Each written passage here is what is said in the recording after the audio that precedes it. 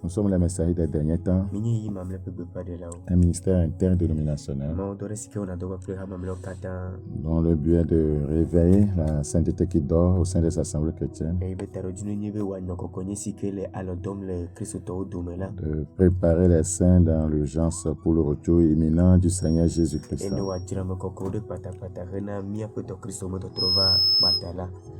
Et pour ce faire, nous prêchons toute la parole de Dieu. Comme l'avait dit Paul, je vous ai donné tout le conseil de Dieu.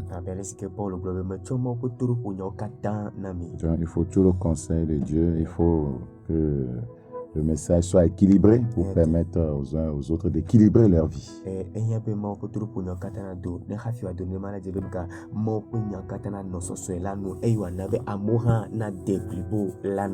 Que Dieu soit loué pour tous ses bienfaits.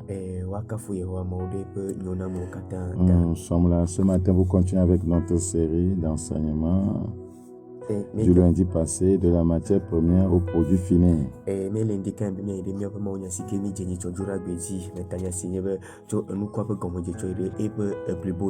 la matière première au produit fini.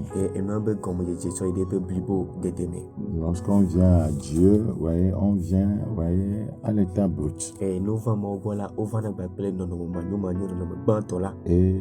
Dieu, voyez, va porter sa main sur vous et commencer à vous travailler. Jusqu'à ce que vous devenez, voyez, un produit fini qu'il peut utiliser. C'est très important. Il a dit si quelqu'un se conserve pur, il sera un vase d'honneur.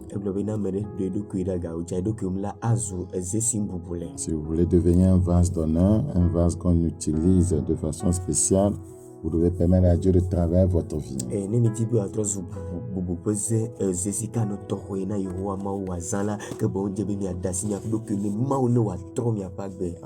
C'est très important. Prions s'il vous plaît. Père Saint, nous voulons te bénir ce jour. C'est encore pour nous un grand privilège de parler de ta parole. Saint-Esprit, nous avons besoin de toi pour communiquer toute la pensée de Christ. Prions que tu bénisses tes enfants qui sont à l'écoute. Merci pour cette grâce. Sois béni, Père Saint, au nom de Jésus-Christ. Amen. La matière première au produit fini. Alors, nous avons eu à dire beaucoup de choses là-dessus. Et vous pouvez retrouver le message là sur YouTube. Le message est déjà là sur YouTube. Donc, de la matière première au produit fini. Avant de continuer, je vais juste vous lire quelques passages de rappel.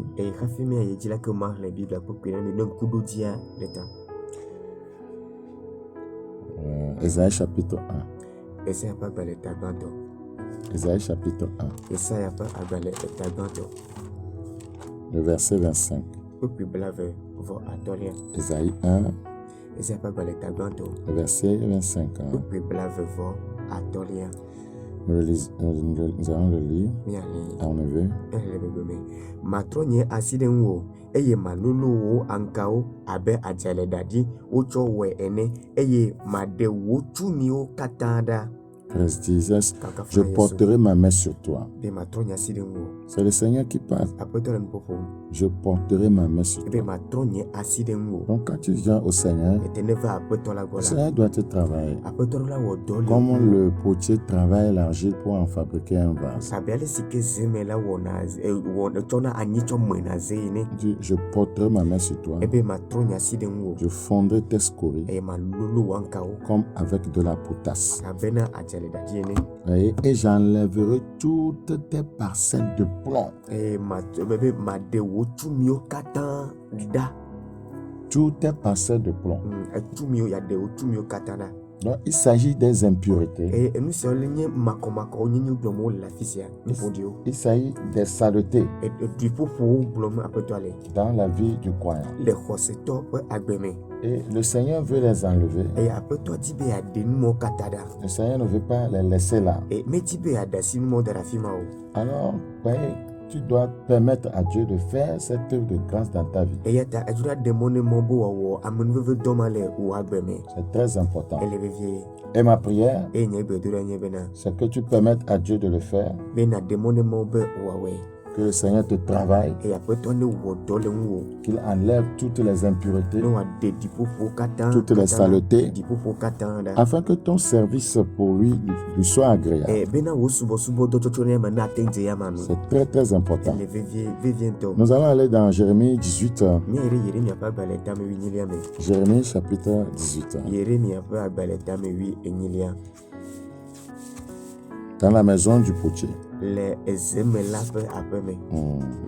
Jérémie chapitre 18. Le verset 1 en éveil.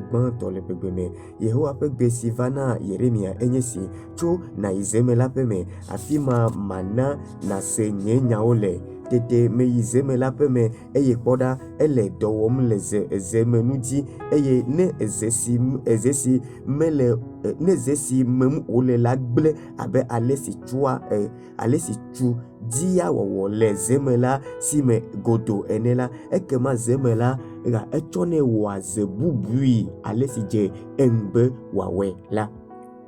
La parole qui fut adressée à Jérémie de la part de l'Éternel en ces mots, lève-toi et descends dans la maison du potier. Là, je te ferai entendre mes paroles. Je descendis dans la maison du potier. Voici, il travaillait sur un tour. Le vase qu'il faisait ne réussit pas, comme il arrive à l'argile dans la main du potier. Il en refit un autre vase tel qu'il trouva bon de le faire. Et la parole de l'Éternel me fut adressée en ces mots. Ne puis-je pas agir envers vous comme ce potier, maison d'Israël, dit l'Éternel. Voici comme l'argile est dans la main du potier, ainsi vous êtes dans ma main, maison d'Israël. Ouais, le Seigneur dit vous êtes dans ma main. Donc si vous sortez de ses mains, il ne peut pas vous travailler, il ne peut pas vous façonner, il ne peut pas vous donner une forme de justice.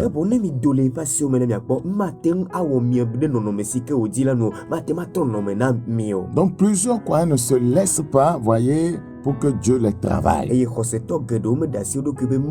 Tant que l'argile n'est pas entre les mains du potier, le potier ne peut pas façonner l'argile.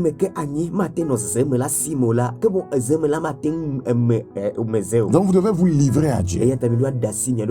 Voilà, vous devez vous abandonner à Dieu. Lui permettre de faire, voyez, toute, voyez, son œuvre spirituellement artistique dans votre vie. C'est très important.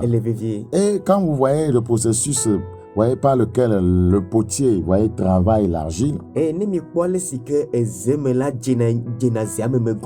vous allez voir que d'abord, voyez, il y a l'étape de mélange. C'est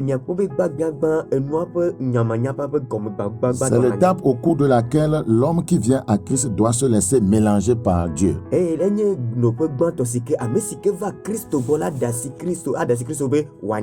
Voilà, Christ malaxe la vie de celui qui vient à lui.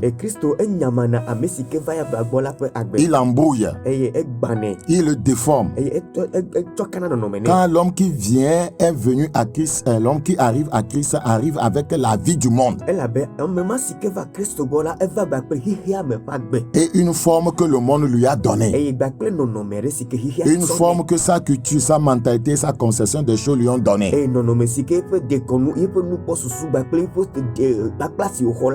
Donc il faut que Christ déforme un tel homme. Qui le foule comme, voyez, le potier foule l'argile. Afin qu'il soit embrouillé et perde sa propre vision des choses. Vous allez entendre des croyants dire que moi c'est comme ça je suis. Dans notre famille c'est ça. Dans notre culture c'est comme ça. Moi quand on me parle c'est comme ça, moi je réagis. Non, dans le Seigneur, nous avons une autre manière de réagir. Nous avons une autre manière de parler. C'est tellement important. Donc, il faut qu'on te malaxe au préalable. Comme le potier malaxe l'argile, le mélange, le foule. C'est très important. Et je prie Dieu que tu comprennes cela. Alors, s'il en est ainsi, sache que si un frère vient juste d'accepter Christ, ouais, il n'est pas encore, voyez, apprêté par Dieu même pour se marier. Donc, voyez, si tu maries une telle personne, tu as marié une personne mélangée. Voilà, et votre foyer sera, voyez, mélangé. C'est très important. Donc, il faut laisser le Seigneur travailler une personne avant d'envisager même l'épouser. Praise the living God. Alors, après, voyez, ce brisement, c'est un moment où le potier, voyez, mélange l'argile foulée avec des produits chimiques.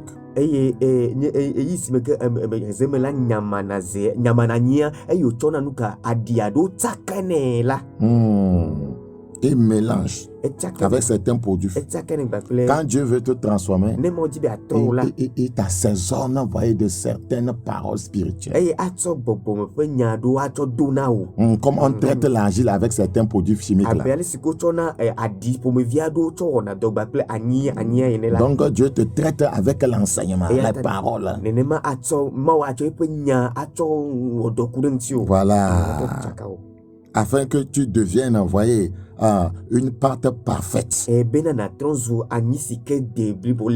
qui prendra la forme qu'il va te donner.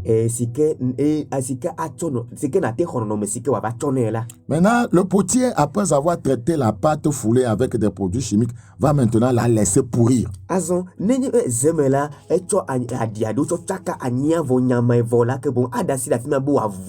Donc, le pourrissement est la seconde étape dans la fabrication d'un vase par le potier.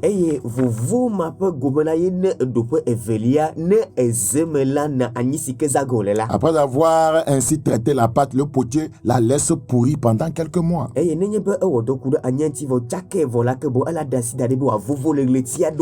le même processus que Dieu suit dans la formation de l'homme.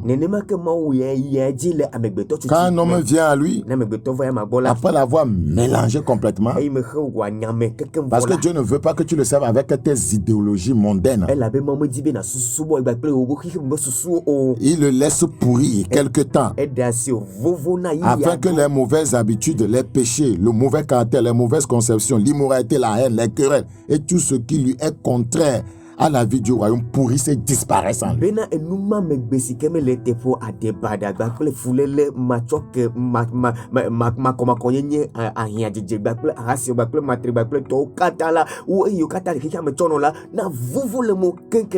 C'est tellement important.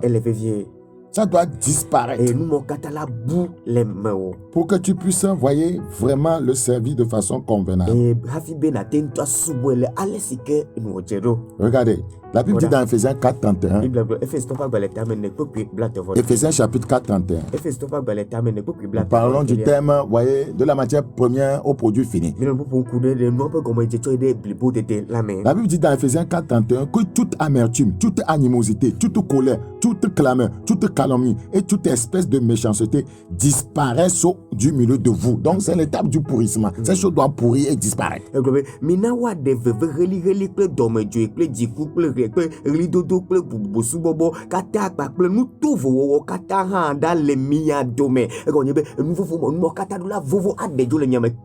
C'est tellement important.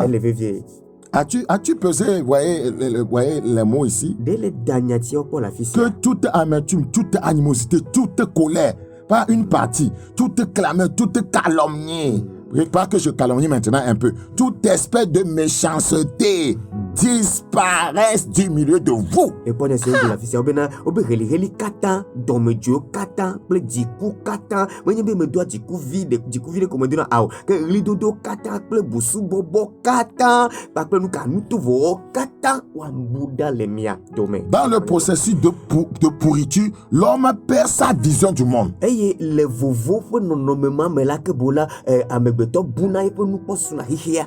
Il perd sa vision du monde. Regardez, dans 1 Corinthiens chapitre 2, 1 Corinthiens chapitre 2, 1 Corinthiens chapitre 2, nous lisons le verset 12 rapidement en éveil.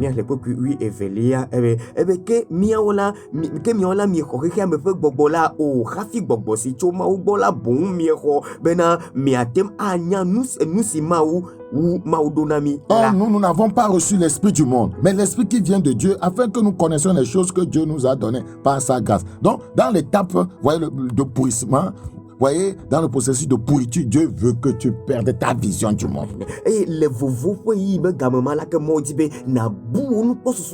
N'aimez point le monde ni les choses qui sont dans le monde. Si quelqu'un aime le monde, l'amour du Père n'est point lui. Beaucoup de croyants ne sont pas passés par ce processus. C'est pourquoi il n'y a que la mondanité dans l'église. Des chrétiens mondains qui n'ont que des pensées mondaines, des visions mondaines, une adoration mondaine, même des musiques à caractère mondain dans l'église. Le plus souvent, nous avons nos regards sur, voyez, les choses du monde. Voilà, et pas sur le Seigneur. Donc, voyez, dans le processus, voyez, de fabrication d'un homme selon le cœur de Dieu, le Seigneur veut que tout ce qui est contraire à sa parole pourrisse en toi. Yeah.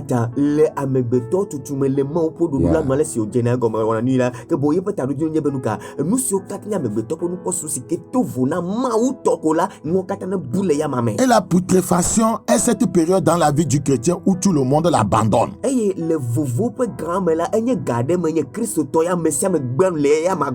où tout ce qu'il fait ne réussit pas. Et c'est à ce moment-là que les chrétiens font recours aux faux prophètes. Il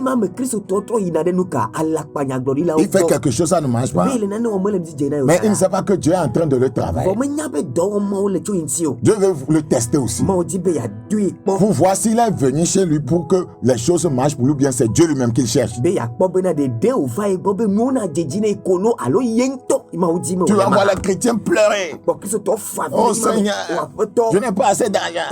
Oh Seigneur, si ça et si mon travail, il ne pense plus à Dieu lui-même. Et les faux prophètes vont l'attraper. On dit, venez si vous avez besoin de l'argent, on va faire un travail. Nous allons prendre une canarie. Ou bien c'est un canari, on dit. On va mettre certaines choses dedans, on va casser et puis c'est fini. Oh, vous allez vous enrichir. Oh, croyant.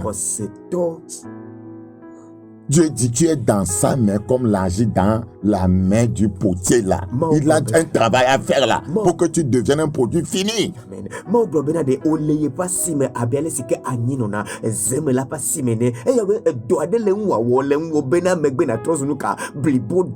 Si tu traverses une étape de ta vie où les choses semblent être difficiles, sache simplement que tu es dans le processus de formation par Dieu. À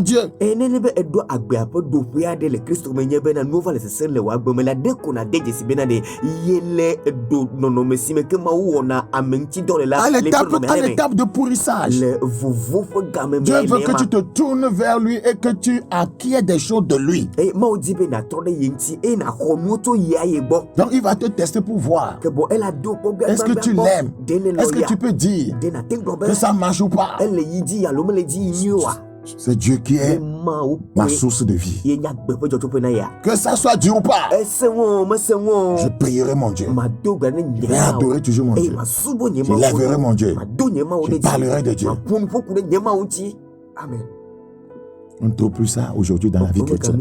On va vous faire croire que quand vous avez une petite difficulté, que c'est le diable.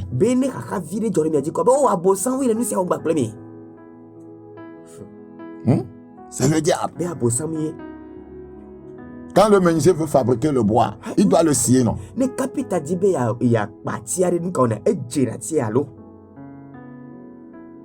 Tu veux fabriquer, voyez, un meuble, il doit scier le bois, non?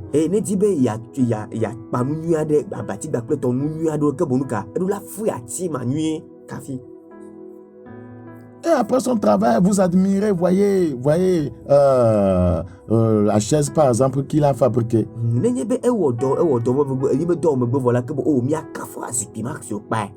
Mais quelle chaise ça? Demandez au bois par quel processus il est passé. On m'a scié. M'a raboté. Est-ce que c'était facile?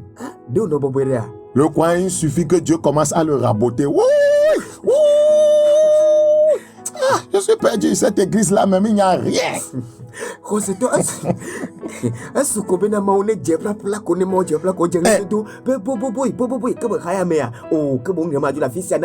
Et c'est comme ça qu'il se promène.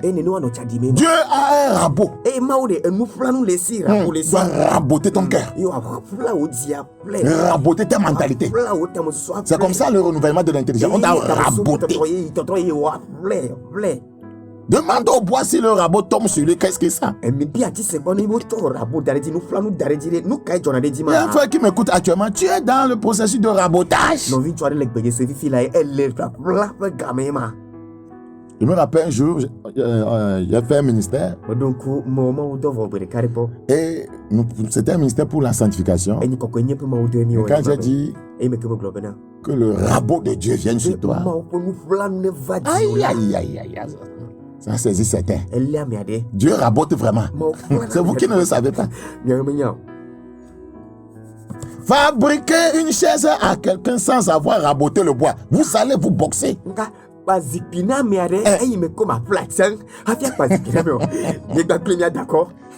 Quand on ne rabote pas le bois là et on met le vernis, si tu touches ça, c'est rigueux. Il y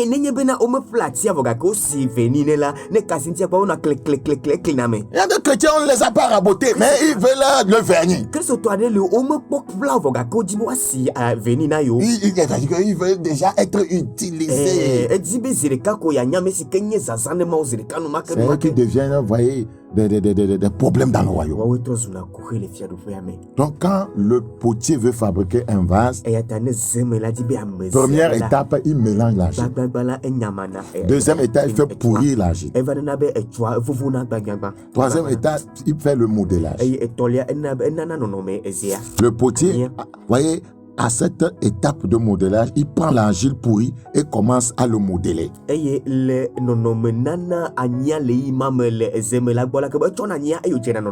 ici la mise en forme par la pression des doigts.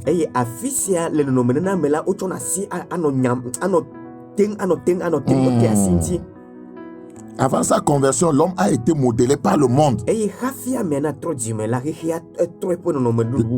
La tradition a été modélée par le monde, la tradition et par des musiques mondaines.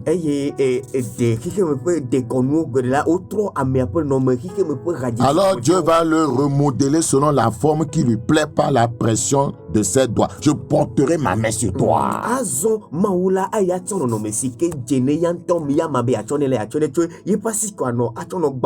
Et cela fait mal. Cela fait mal. Je ne sais pas si voyez, vous êtes une fois passé par un masseur. Les mains dures d'un masseur.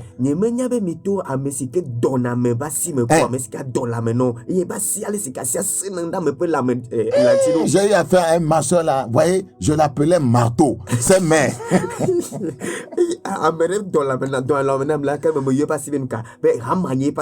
Quand il te touche, tu vas crier maman. Et les mains de Dieu. et les mains de Dieu. Donc, c'est le moment dans la vie du chrétien où il subit des pressions de tout genre.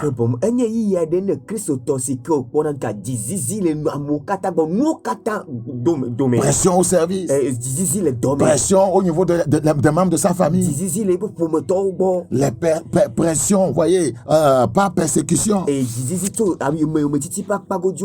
beaucoup ont tendance à retourner à leur vomissure. Non, Dieu est en train de te former. Tu dois résister à ces pressions. Car tu es en train de passer par le modelage, après lequel tu auras une bonne forme. Je vais te donner une bonne forme spirituelle avant, voyez, que tu ne puisses, voyez, être, voyez, un véritable serviteur pour lui.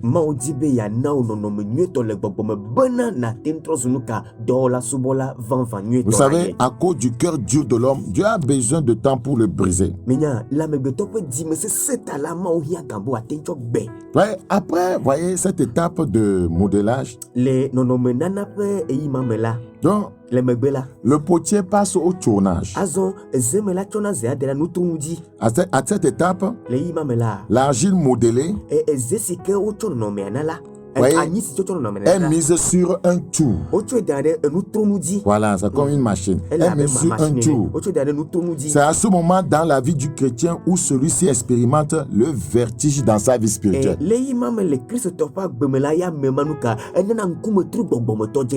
Donc Dieu est en train de te former ça. C'est-à-dire que tu ne comprends rien, quoi. Tu as le vertige. À cette étape, rien ne marche, voyez, plus pour toi. Tu ne comprends pas ce qui t'arrive. Et tu es confus. Si tu es dans ce cas, sache que tu es dans le processus de la formation par Dieu le potier.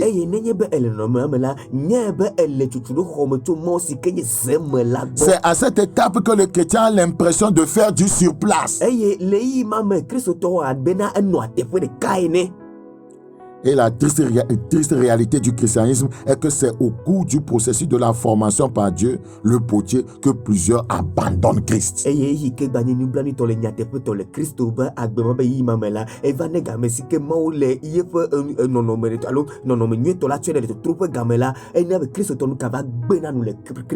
Certains n'arrivent pas à supporter l'expérience du mélange. Ainsi, ils quittent Christ à cette étape.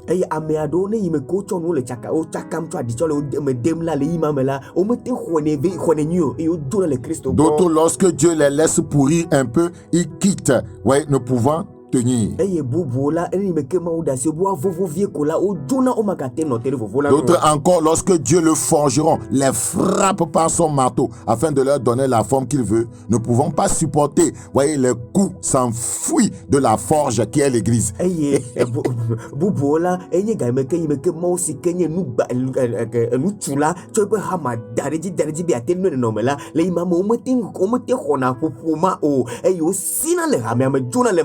L'église, c'est un lieu c'est un lieu où le forgeron forge les gens. Dieu est le grand forgeron.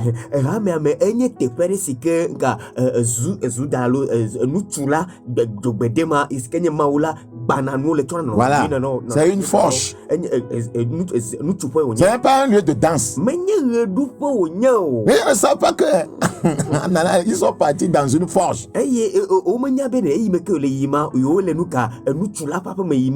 Donc les gens résistent avec, voyez, le forgeron. Hein. Non, ne me forge pas. Ne me donne pas cette forme de sainteté. Ne me donne pas la forme de justice. Non.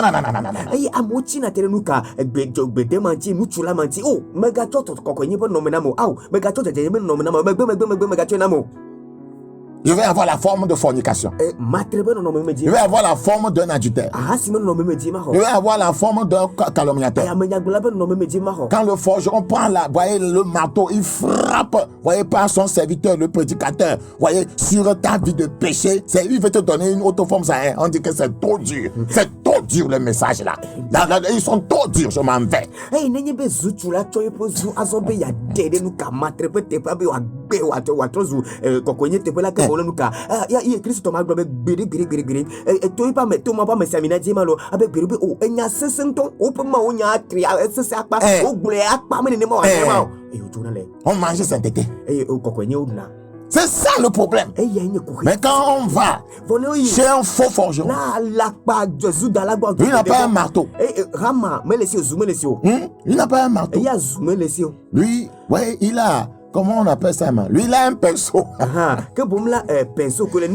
Donc, dans votre état de fornication, il vous met encore du vernis pour que vous brillez bien dans la fornication. Donc, il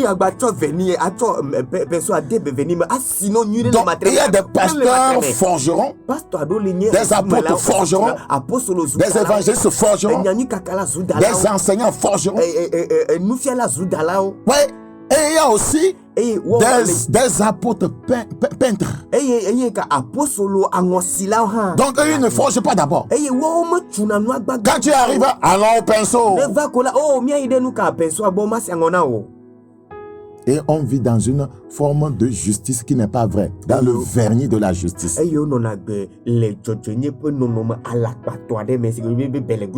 C'est ça le problème de l'Église. Le vernis de la justice. Le vernis de la pureté. Beaucoup ont fui certaines forges, certaines assemblées chrétiennes. C'est trop dur. Et ils veulent les églises qui ressemblent, voyez, à une forge du monde. Et on leur donne la forme du monde là-bas. Ils s'habillent comme le monde. Ils dansent comme le monde. Ils font tout comme le monde. C'est une forgerie mondaine. Mais que Kobare Ndosia. Seigneur, pitié de notre vie. Aie pitié de nos âmes. Certains aussi, à cause du tournage qui leur fait voir du vertige dans leur vie, quittent Christ, disant qu'ils ne voient plus rien. Mais les mains, on va répondre pour là. Je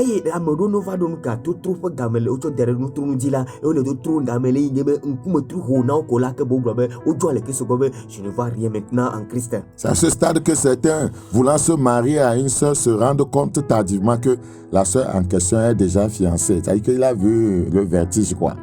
Et les imams que bon novi tu as c'est bien tebe il y a des novi non là il va tout de suite au que bon là novi et il a découragé que la manière dont lui il a prié, que ça a fait 3 mois que lui il a prié, qu'il a fait, voyez, 21 jours de jeûne et maintenant il est parti vers la soeur, on dit que elle est déjà fiancée. Donc ça que c'est le vertige ça.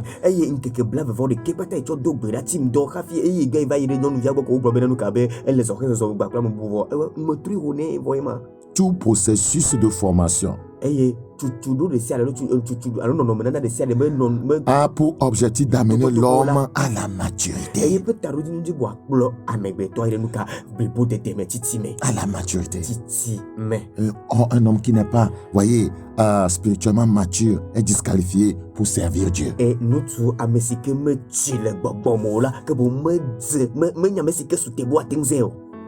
Praise Jesus.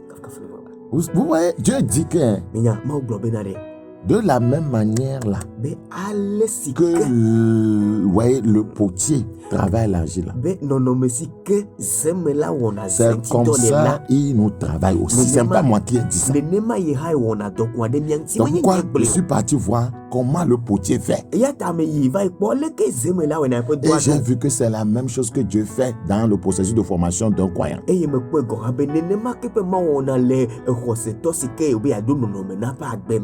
Voyez, nous avons vu que c'est l'étape de mélange. 2, l'étape de pourrissage. 3, le modélage. 4, le tournage. Après avoir tourné l'argile modélée et obtenu le modèle du vase désiré, le potier le fait alors cuire. Aïe, aïe, aïe, aïe.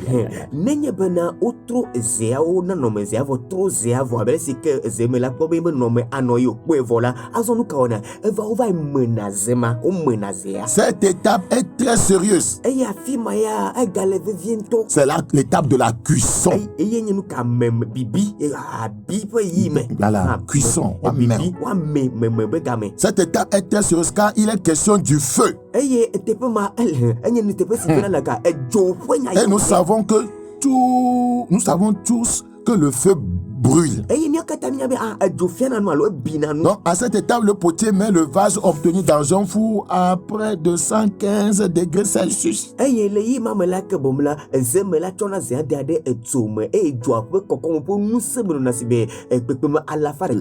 la cuisson du vase dure au moins 8 heures.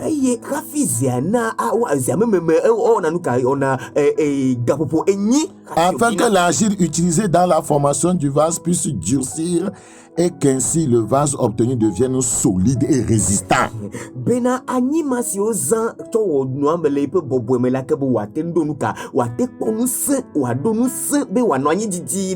Ici, il s'agit du feu qui représente les épreuves de la vie.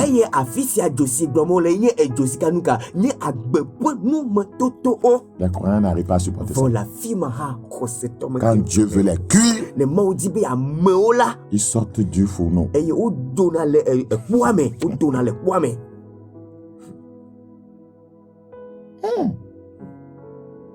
Ils sortent. Ils courent vite.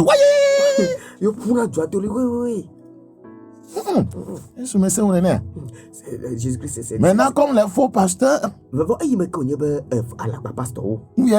ceux qui ont commencé bien connaissent ces choses. Ils ne vont pas vous en parler. Oh, venez à Christ. Vous aurez tout. Non, il y a même rien comme envoyé pour ces sujets. Vous venez, vous avez tout ce que vous voulez là. Quand les gens viennent et ils voient que c'est autre chose, autogradation, cafouillage, n'importe quoi dans l'église. C'est un faux message. Hein? Venez à Christ. Vous allez vous marier automatiquement. Venez à Christ. Vous allez construire une maison à étage. Toi-même, là, spirituellement, tu es devenu, vous voyez, une maison à étage.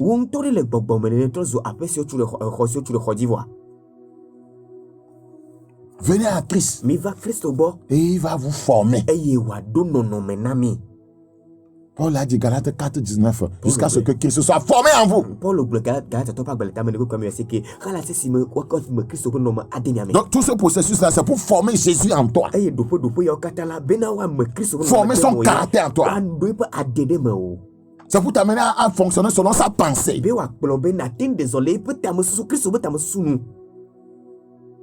À être solide et résistant dans le Seigneur.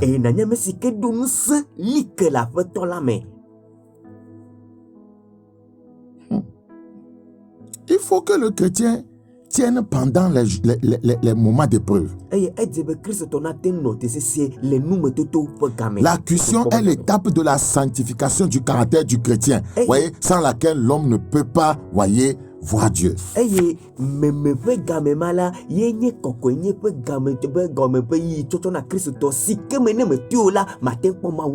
Le feu purifie le caractère du chrétien. Car le feu consume les mauvaises choses. Praise the living God. Donc, quand Dieu nous fait passer par son feu, il consume en nous les mauvaises choses afin de nous donner un caractère divin. Lorsque un homme tient dans cette étape de sa formation par Dieu, il obtient finalement un caractère mature. Très important. Je prie que Dieu nous aide à comprendre ces choses. Après avoir laissé bien cuire le vase dans les conditions requises, le potier passe à la dernière étape de la poterie qui est la décoration ou la peinture. si ango alo asiveni ne ezea do nome nyakpona ezea. Voilà. Il faut passer par, vous voyez, les 5 étapes précédentes avant la décoration, avant la peinture, avant de refléter la beauté. Tepe atogba tomaola ejebe na to tepe mo khafi na vado tepe atelier mesike wato jeje mesike nyakpo nao. Donc nous remarquons que l'aspect physique dans la formation du vase vient en dernière position. Eye mi do jesibena ke bomla ezia fe jeje me kankan blibo les appels nommés là et voilà les mamle nous là. Dieu aussi procède de la même manière dans la formation de l'homme. Et nenema ke mo wona le amegbeto fo tutu me. C'est la seule façon dont Dieu procède pour que l'homme arrive à la maturité. Et yenye no nomme de kanko se apeto atona zanabe amegbeto na tenva do nu katiti. C'est aussi le même processus pour la sanctification. Nenema ko le na koko yenye pe eji yo mema. Et à la fin Dieu décore celui qui a pu tenir dans la formation.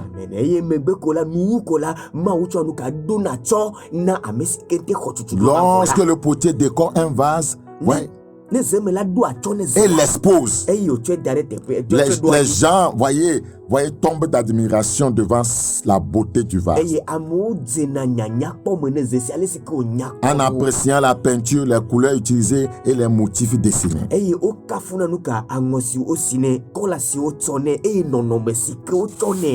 Quand Dieu avait fini de travailler Ève et l'a amené, Adam a vu, il a crié. Ah!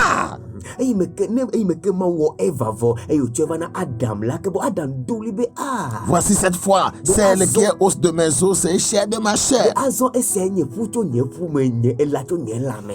Praise the Lord. Et de même, Ève aussi devait apprécier Adam. Ah, quel homme!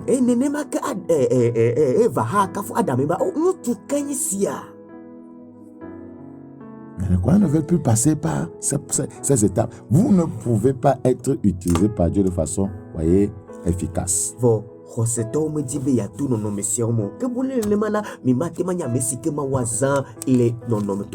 Rappelez-vous, Jérémie 18 encore. Rappelez-vous de ce qu'il a dit. Rappelez-vous. Jérémie 18. Jérémie 18. Le Seigneur dit au verset 6. Et ne puis-je pas agir envers vous comme ce potier, maison d'Israël?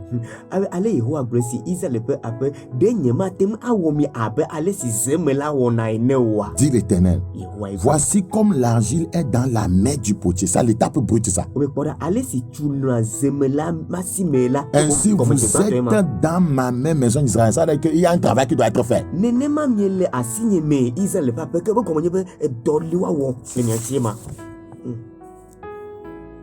Je prie que Dieu nous aide.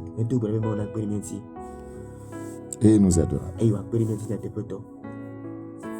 Quand vous voyez une pièce de poterie qui est magnifique, voyez, demandez à la pièce de poterie, elle va vous dire par quoi, voyez, par quel processus, voyez, elle est passée jusqu'à devenir, voyez, très magnifique. C'est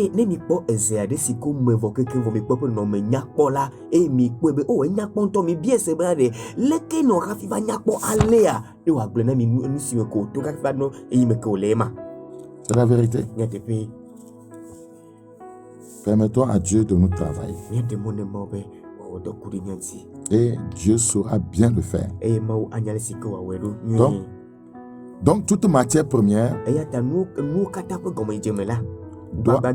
doit être travaillé avant de devenir un produit fini. C'est très très très important. Toute matière première doit être travaillée avant de devenir un produit fini. Quiconque vient à Christ doit être travaillé. Doit passer par un processus de formation par Dieu. Parce que Dieu n'utilise que les gens que lui-même il a formés, il a travaillé. Les gens, vous voyez, à qui il a donné, vous voyez, la forme qui lui plaît.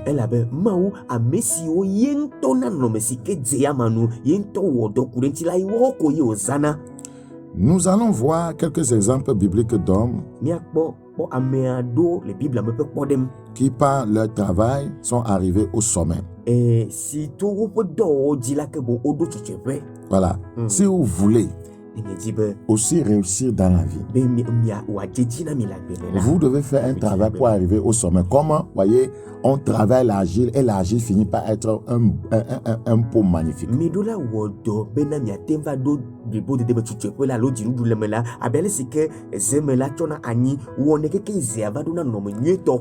croyants pensent que quand nous venons au Seigneur Jésus, nous prions seulement donne-moi ci, donne-moi ça, et puis nous allons l'avoir. Et ils sont paresseux.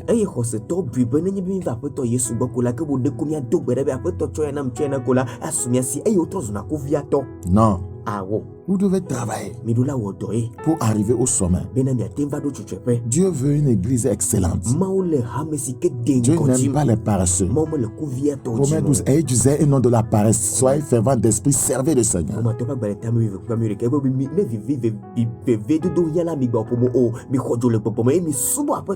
Écoutez, Dieu avait dit à Abraham qu'il le rendra grand. Et c'est par le travail qu'Abraham va arriver au sommet. Vous n'avez pas me dit que Dieu a dit tu vas devenir grand. Il est devenu grand sans rien faire. Il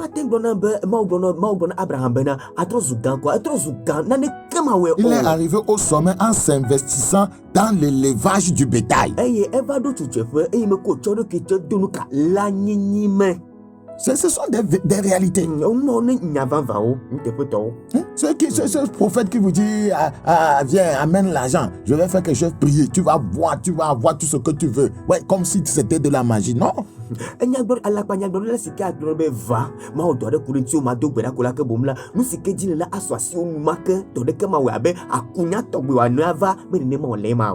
Il faut travailler.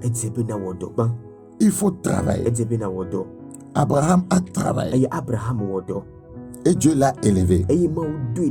Quiconque ne travaille pas ne peut pas parvenir au sommet.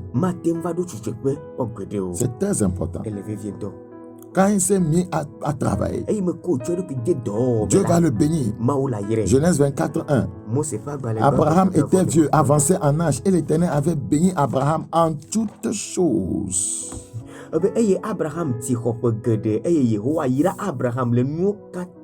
En toutes choses. Isaac aussi était un travailleur infatigable.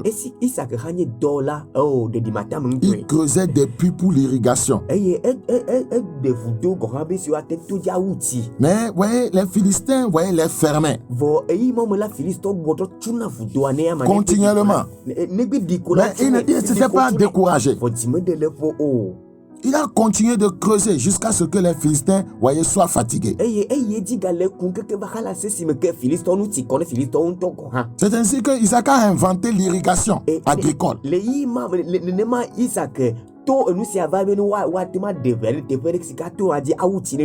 il est devenu la solution de la nation pendant que les autres attendaient la pluie. Oh, il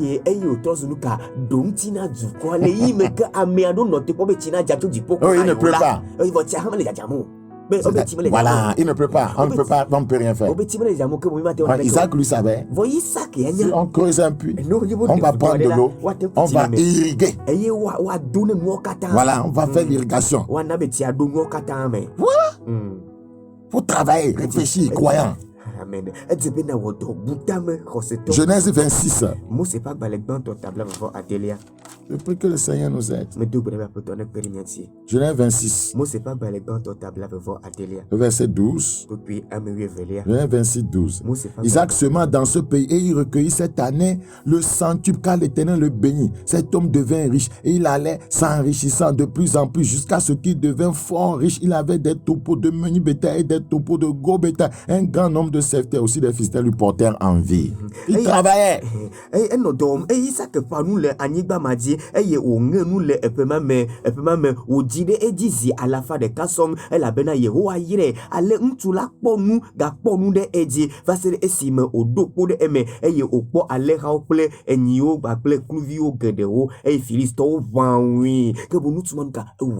Il faut encourager les fidèles à travailler, à réfléchir, que de leur dire semez de l'argent dans la maison de Dieu. Semer. Il faut travailler, récolter avant de semer, non?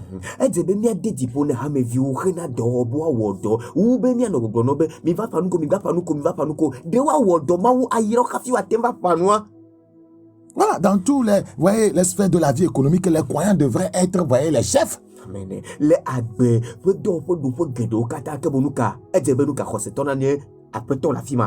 C'est la vérité. Rappelez-vous que la Bible dit dans Galates 4:28. Nous allons le lire. Galates chapitre 4:28. Nous lisons ce qui suit. Pour vous, frères, comme Isaac, vous êtes enfants de la promesse. Comme Isaac.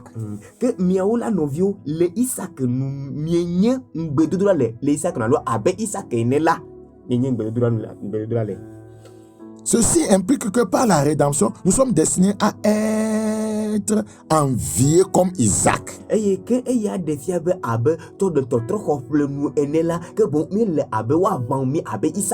Mais uniquement sur la plateforme du travail dur.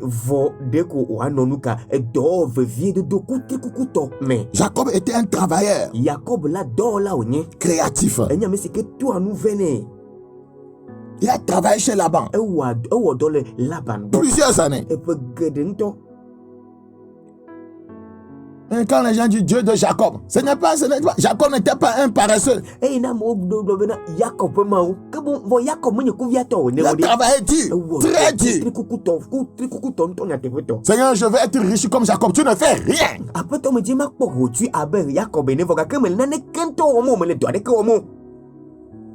Et nous prions que l'onction de Jacob vienne sur toi. Et puis c'est fini. Sans rien faire, donc tu vas devenir riche.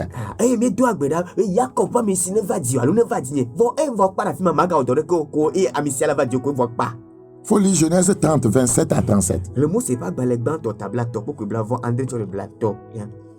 Et tu verras. Genèse 30, 27 à 37. Je lis Genèse 30, 43.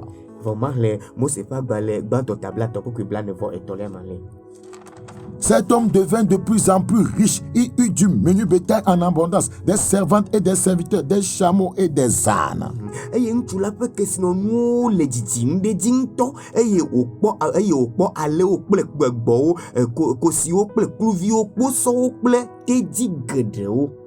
Alléluia.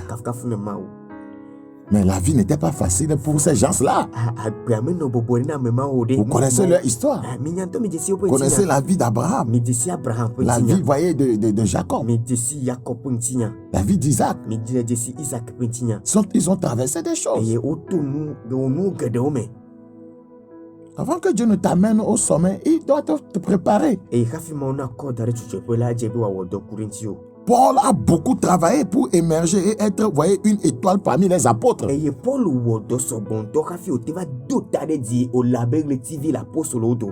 Avant qu'il n'émerge, Dieu a dû façonner ce gars-là. 1 Corinthiens 15, 10.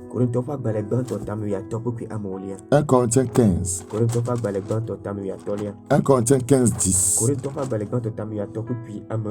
La Bible dit dans 1 Corinthiens chapitre 15, le verset 10, par la grâce de Dieu, je suis ce que je suis. C'est Paul qui parle. Et sa grâce envers moi n'a pas été vaine. Loin de là, j'ai travaillé plus que tous. Non pas moi toutefois, mais la grâce de Dieu qui est avec moi. Il dit qu'il a travaillé plus que tous.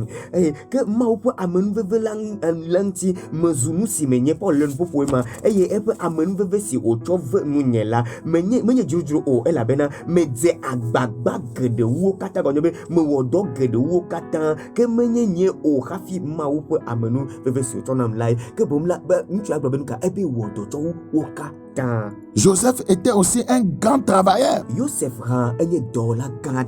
C'est ça qui va le conduire à devenir un premier ministre en Égypte. Et connaissez-vous son histoire? Il a traversé aussi des choses. C'est un processus de formation avant l'émergence.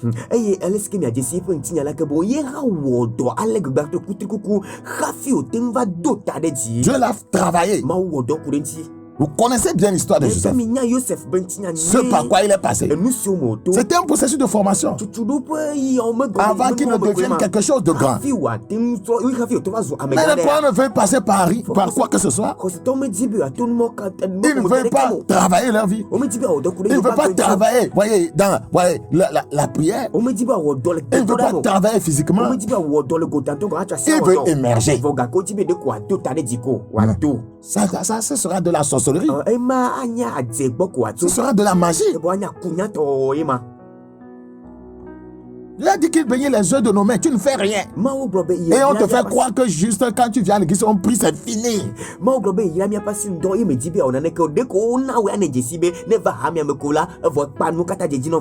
Le premier secret pour la prospérité dans le Seigneur, ce n'est pas donner, mais c'est travailler.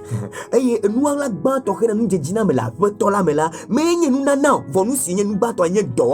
les voleurs qui te diront que c'est donner.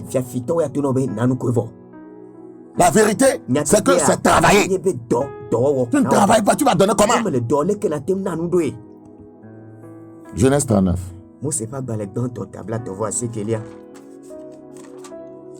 Un homme de Dieu ne se préoccupe pas de ça, de vous encourager, voyez, à travailler. Et il vous dit seulement, amenez.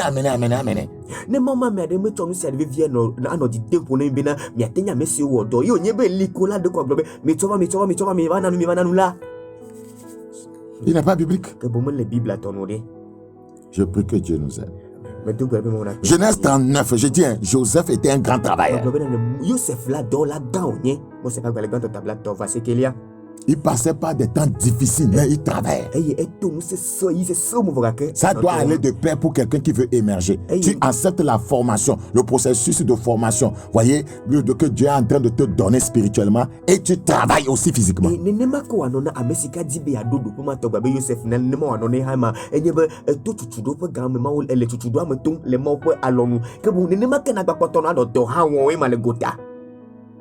Verset 11.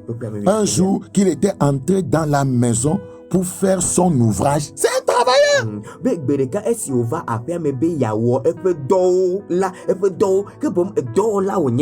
Le verset 3. Genèse 39. Son maître vit que l'Éternel était avec lui et que l'Éternel faisait prospérer entre ses mains tout ce qu'il entreprenait. Si tu n'entreprends rien, Dieu va faire prospérer quoi?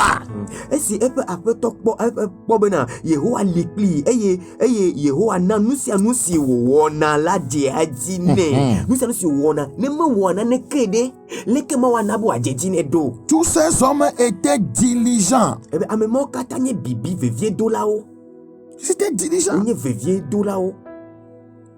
Sinon, vous allez penser que Dieu ment. On m'a dit de venir à Dieu, qu'il y a des promesses de prospérité depuis que je suis venu là. On prie, on va sur les montagnes. Il te dit, on prie. Voyez, j'ai donné ceci, on m'a dit de donner ça, j'ai fait rien de mal. Tu es assis dans ton salon en disant que le pasteur, le prophète a prié. Eye ne menye ma la ba problem ma onya la pato la be sebo brone bena be o brone mi bena mi va ha me ke bom la mo pon gbedodo la ni be gbedodo mo la va me mi pa gbeme e be do gbeda e mi be tindo mi toji e mi nanu e nya te peto mo nu se o kata voga ke na ne ke me jejo o nya me sike na inde home na inde ba ko e sike me boko ko jibe nya gorila ya lo nya gorila ne do gbeda ko vo. Dieu veut que les coins émergent sur le plan économique. Sur les médias. Que les coins prennent contrôle de tout. C'est ça qui va favoriser l'œuvre de Dieu.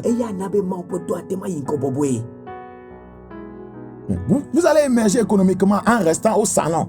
Vous ne connaissez rien sur l'économie. Vous n'étudiez pas. Et puis vous allez dire que je suis le grand Richard du Togo en matière économique. Tu es passé par quoi? Tu es passé où? As-tu travaillé?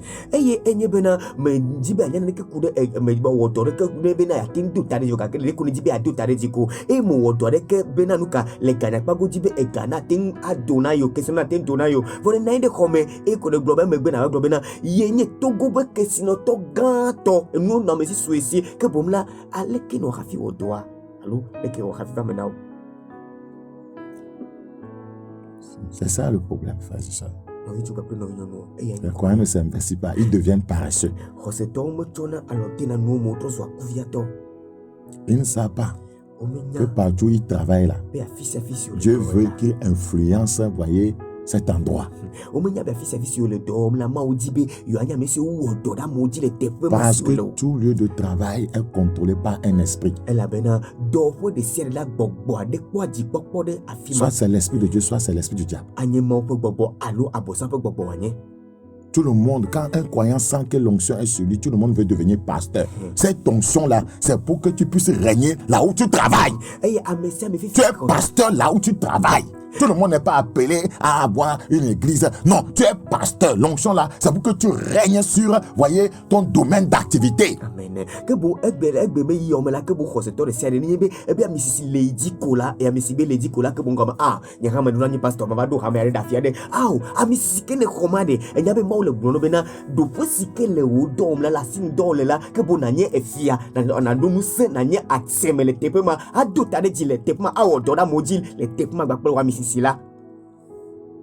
C'est ça. Tu travailles à la banque et Dieu t'a au coup d'un ministère à l'église. C'est pour dire que, voyez, tu seras le plus en vue au niveau des banquiers. Tu vas les influencer par la parole de Dieu. C'est comme ça Dieu va commencer à saisir, voyez chaque domaine de la vie pour, voyez, gagner des âmes, pour régner.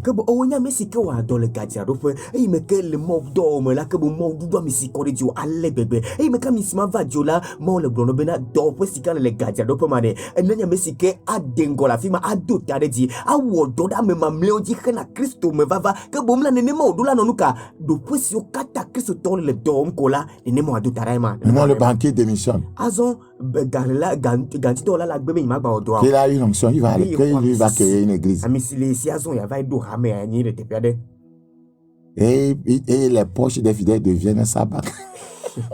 Et que bon rame vieux pour gomme à troisième pour gadiarope.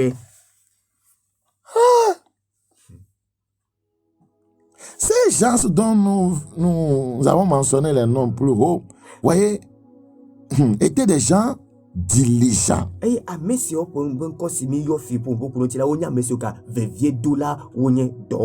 Nous allons voir les bienfaits de la diligence dans la vie d'un homme.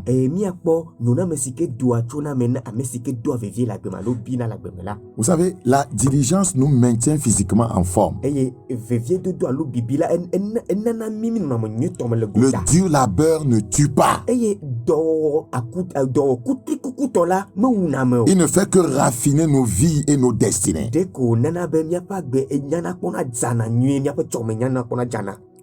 Vous savez, quand une maison n'est pas habitée pendant une certaine période, elle commence à se dégrader. Et les rongeurs s'occupent, voyez, l'occupent plutôt. De la même manière, quand nous arrêtons de travailler, beaucoup de choses commencent à se glisser dans nos vies.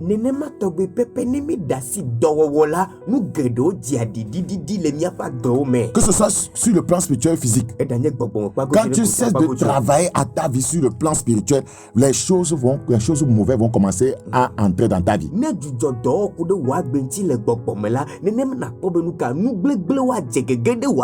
Quand tu cesses de travailler physiquement, les choses vont aussi commencer à rentrer dans ta vie, les besoins, les manquements, la souffrance.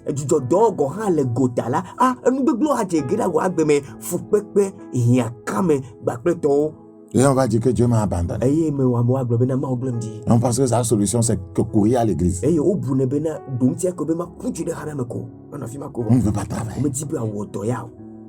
On ne veut pas lutter, on ne veut pas se poser la question pourquoi ça ne marche pas. Ou bien je ne m'y prends pas bien. En même temps, c'est les sorciers.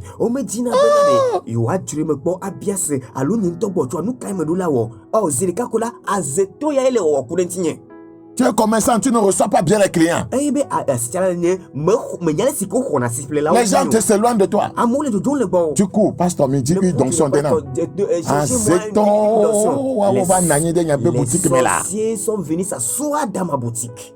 Et le pasteur Djenkoumé, lui aussi, il prend bele bodo bolé bolé bolé. Et pasteur Djenkoumé, bele bodo bele bolo bolo be. Dieu ait pitié de nous âmes perdues. C'est la vérité. Hébreux 5. Hébreux 5. Hébreux chapitre 5. Hébreux 5. Tu vas à Imolo, tu ne prépares pas bien. Et les gens viennent une fois, ils ne reviennent pas. Tu dis, ah, ce sont les sorciers.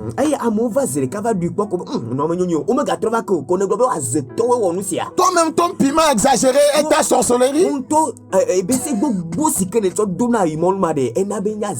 est parti, il a fait la diarrhée plusieurs fois. Tu penses qu'il va revenir. Ton piment là a sorcelé. Ah, mais avant de nous, il me kola o mingongo ko one ongo minwe baduke gare me kore agbatraka awo we besiade eye wa me ye nya zesi kuda me nyame ajo le gbo tous ces sorciers no kata kola jeto we les gens qui ne connaissent même pas Dieu, eux, ils réfléchissent, ils font bien les choses. Ouais, pour avoir de l'argent, ça veut dire que est-ce qu'on a besoin nécessairement de crier à longueur de journée, Seigneur, Seigneur. Il y a des choses à faire et l'argent vient. C'est pourquoi nous avons pris tout notre temps pour ça. Seigneur, sorcier, tu l'es. On ne prépare pas notre vie spirituellement. On ne se prépare pas pour partir au ciel.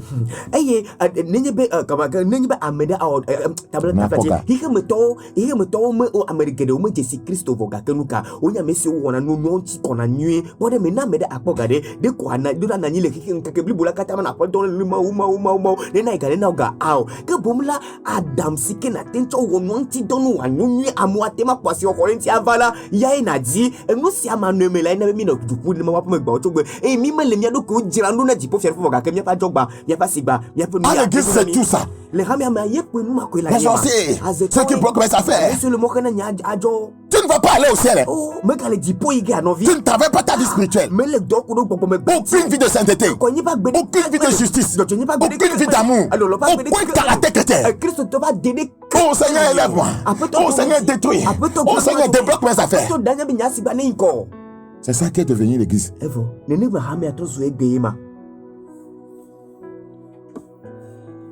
Hébreux 5. Verset 13. Or, quiconque en est au lait n'a pas l'espérance de la parole de justice, car il est un enfant. Mais la nourriture solide est pour les hommes faits, pour ceux dont le jugement est exercé par l'usage à discerner ce qui est bien de ce qui est mal. Elle a bena amesi noa nuti numla menya na neke le jojo nyenye pe nyanti o elle a bena vidiko onye ke nu dudu sese lina amesi o tizubli boto ndodo to ndowo mekpo si jenu si onu mao be wa bunye ple vo me akpo wa de sinye ple evon. C'est la vérité. Il y a des pays. Les croyants ne recherchent pas l'excellence. Il ne veut pas que les choses soient excellentes. Ils sont négligents et ils mettent tout sur Dieu. Il n'y a rien de mystique en ce qui concerne l'excellence. Je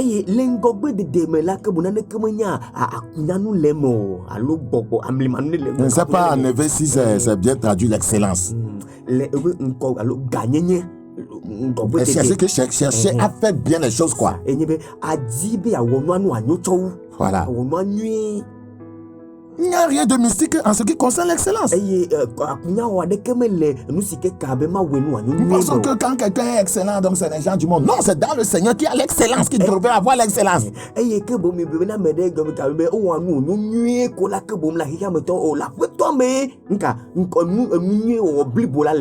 L'excellence, c'est le produit d'un engagement inlassable de l'homme pour atteindre la perfection.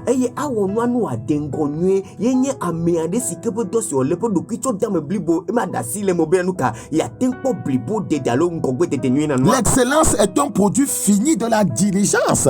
Pourquoi Dieu prend son temps pour former l'homme? Parce qu'il veut qu'il devienne excellent spirituellement et voyez, excellent dans tous les autres domaines.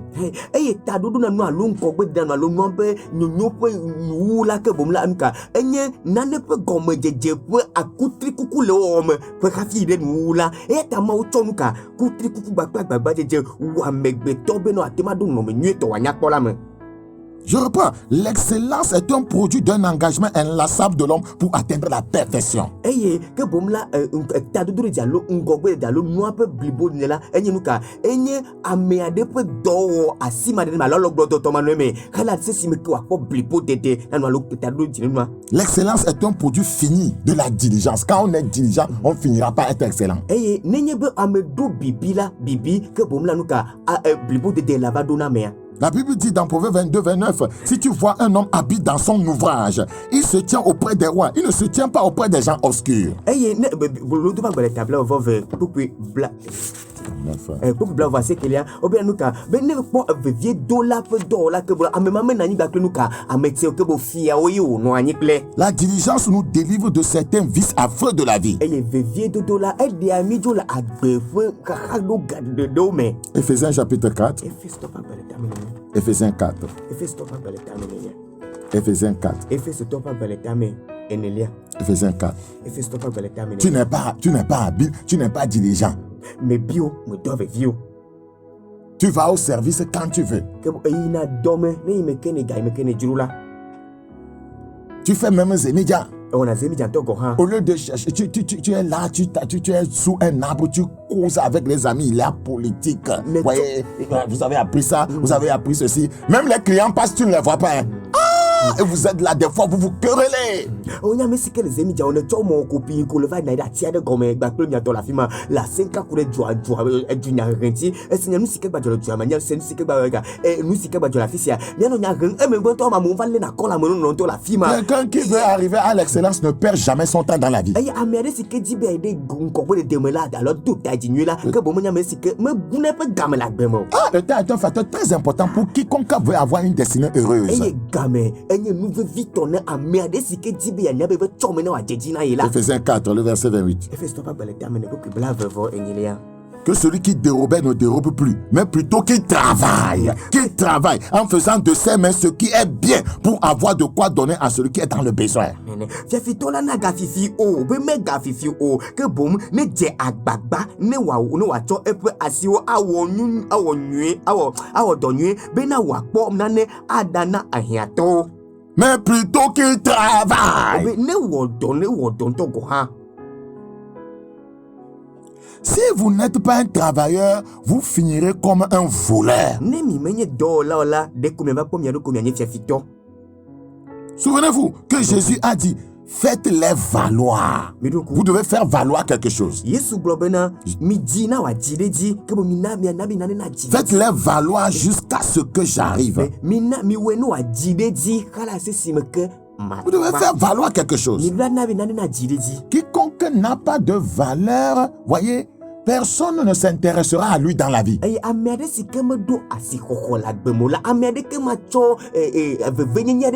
Quiconque fait un travail qui n'est pas excellent, voyez, n'aura pas plusieurs personnes qui vont le solliciter.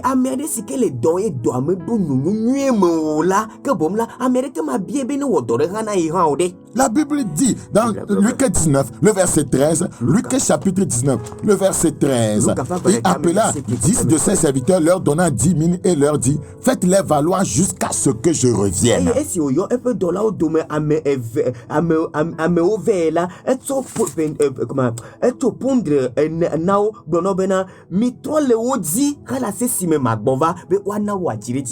nous voulons être accomplis, nous devons être productivement engagés dans nos diverses activités.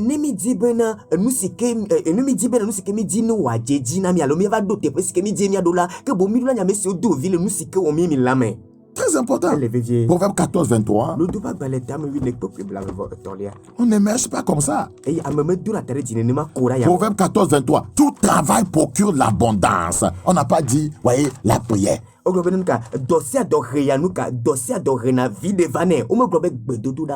La prière a son rôle aussi à jouer. Mais c'est que tu travailles pour l'abondance. Mais les paroles en l'air ne mènent qu'à la dizaine. Oh, moi je vais être riche. Mais bon, on a prié à l'église. Moi je suis sûr. Oh, attendez voir. Bientôt vous allez voir. La prophétie va s'accomplir. Un paresseux qui attend l'accomplissement d'une prophétie. Tout travail procure l'abondance. Il est temps que les croyants se mettent à travailler, à rechercher l'excellence. Et à prendre le contrôle des différents domaines d'activité.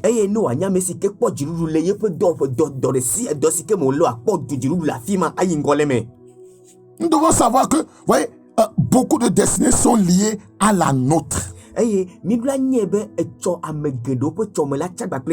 ne pouvons pas donc, voyez, nous permettre, voyez,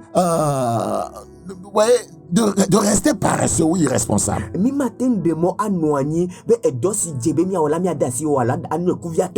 Pour émerger, il nous faut engager la loi du sacrifice.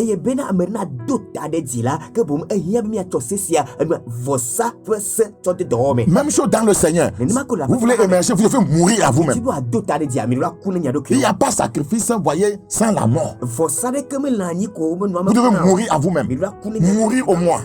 Mourir, voyez, aux ambitions personnelles. Mourir à la vie du monde. Mourir à l'amour de l'argent. Et c'est comme ça que vous le serez l'argent. Vous mourrez avant d'avoir la chose. C'est un grain semé à terre ne meurt pas, il ne peut rien produire. Ce que vous voulez avoir, vous mourrez à ça. Et vous ferez cela. Jean 12. 24. Jean 12, 24. Jean 12. Le verset 24. Il est écrit. En vérité, je vous le dis, c'est le Seigneur Christ qui parle. Si le grain de blé qui est tombé en terre ne meurt, il reste seul. Mais s'il meurt, il porte beaucoup de fruits.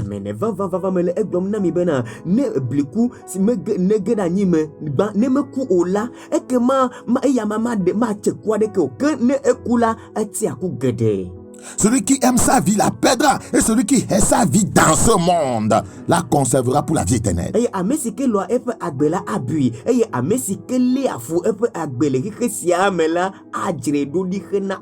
Si quelqu'un me sait, qu'il me suive. Et là où je suis, là aussi sera mon serviteur. Allez, alléluia. Le Seigneur est à un niveau d'excellence. Là où je suis, là aussi sera mon serviteur. Le Seigneur n'est pas pauvre. Le Seigneur n'est pas misérable. Le Seigneur n'est pas un pécheur. Le Seigneur n'est pas un mendiant. Ça dépend de la manière dont tu le sers. Est-ce que tu le suis? C'est lui qui t'a dit de travailler. Il dit que si quelqu'un me sert, le Père l'honorera. Vous voulez être honoré? Vous devez servir Dieu, ouais, en alignement aux Écritures. Le sacrifice est une exigence universelle pour l'émergence, voyez, des étoiles.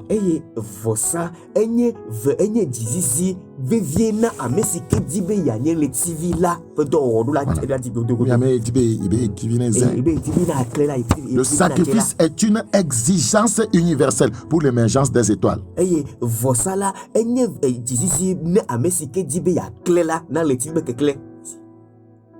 il est impossible d'émerger et de devenir une étoile dans la vie sans, voyez, engager la loi du sacrifice.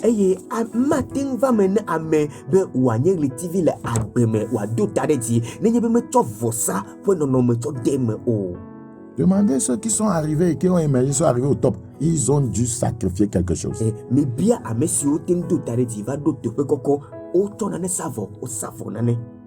Même à aller dans le monde, ceux qui ne connaissent pas Dieu, ils sacrifient quelque chose avant que vous ne voyez émerger. Vous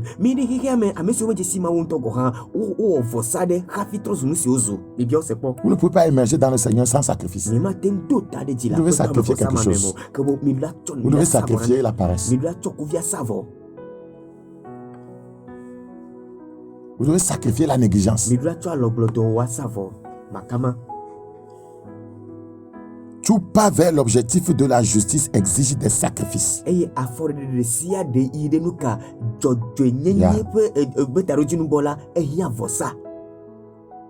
Votre objectif est la justice. Mia pe taroji ni be jojo yin ya. Il vous faut des sacrifices pour y parvenir. Ya vosan be mia tendu jojo yin ma me. Tout pas vers l'objectif de la justice exige des sacrifices. Afori de seri de jojo yin pe taroji nu bola ke bon ezia me dibo a vosa. C'est Martin Luther King qui disait ça. Martin Luther King e blonya sia.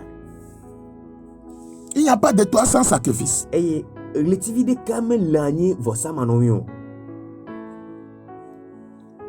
Et il n'y a pas, on ne peut rien devenir. C'est ce que j'appelle étoile. Il n'y a pas d'étoile sans aussi cicatrice. O matin zunane e me yobe relativité. O matin zu relativité ne nyebe abikpa de kamel lani. Il a des cicatrices sur sa vie. La personne a traversé des épreuves. Et demain il dit, tu me vois arriver ici. Regarde ce qu'on a dû traverser. Voilà. C'est-à-dire il a une histoire à te raconter. C'est ça les cicatrices. Il n'y a pas de toi sans cicatrice. Et la cicatrice, voyez, de toute étoile est un sacrifice. Voilà. Luc 12. Luc 12. Le verset 50. Luc 12, 50. Il est un baptême dont je dois être baptisé. Et combien il me tarde qu'il soit accompli. Que elle nambe wa de mautita nample mautiade eye ale wa tede nye va sere esime wa wu enu. Il parlait de son sacrifice. Le Seigneur ne pouvait pas émerger et avoir un peuple nombreux sans passer par la croix. Vous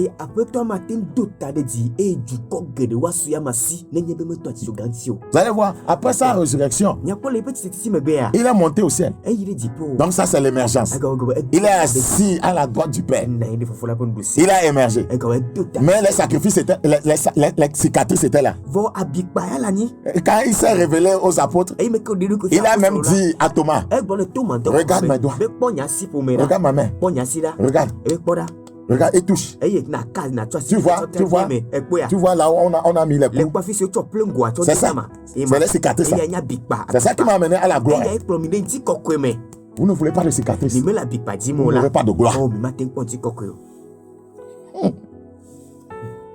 Philippiens 1. Philippiens 1, 21.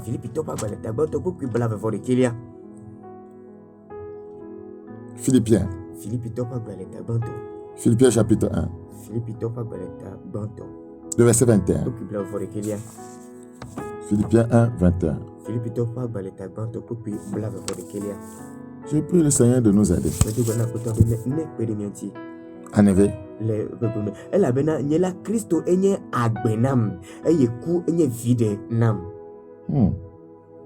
Car Christ est ma vie et la mort m'est un gain. Christ est ma vie et la mort m'est un gain. Christ est ma vie. Quand je meurs dans certaines choses que la Bible, voyez, ça devient pour moi un gain.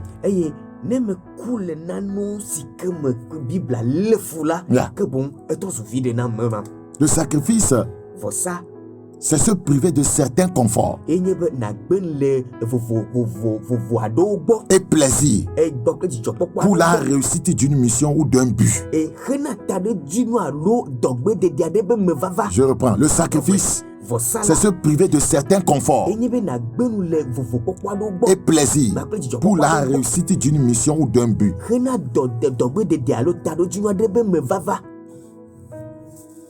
C'est la vérité. Tu as un but, il faut des sacrifices. C'est ça. Quelqu'un qui veut acheter un terrain. Et chaque fois il prend son salaire, il va chez Maman Hansia. Pinon, 250. Viande, 20 000. Poisson, il ajoute. Et au moins, il va chez Maman Hansia. Au moins, Ouais, 5 fois dans le mois.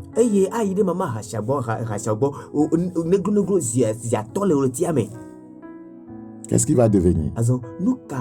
Va-t-il atteindre son but? Il ne peut pas atteindre son but. Parce qu'il ne veut pas sacrifier certains plaisirs. Pour réussir dans le Seigneur, c'est la même chose. Il va te priver de certains conforts et certains plaisirs pour la réussite de ta mission. C'est la vérité.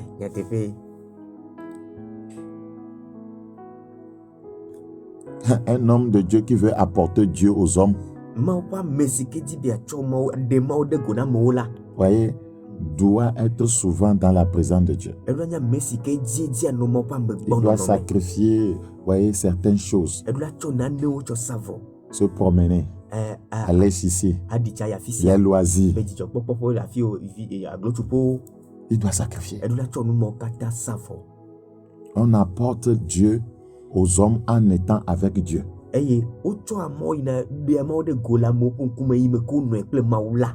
Si tu es dans la présence des hommes, tu apporteras l'homme à l'homme. Tu dois sacrifier des fois le sommeil. Ouais, un homme de Dieu qui n'est plus là aujourd'hui. Zacharie, Tanéphomom a dit, si quelqu'un n'est pas constamment en train de lire, qu'on l'ôte de ma face. Parce que je suis en train de lire continuellement et j'apprends continuellement. Parce qu'il vise l'excellence. On est là, on ne fait rien. C'est comme ça mon vieux était. Il ne peut pas te voir une minute, voyez, tu ne fais rien, tu es assis seulement, tu regardes en l'air, en remuant tes jambes. Lui-même va prendre un bouquin, venir te mettre dans les mains. Parce que tu ne le verras pas lui-même, voyez, assis sans lire. Quelqu'un qui faisait ça même à 80 ans. Ça ne m'étonne pas pourquoi il a été, voyez, consul du Togo dans plusieurs pays européens.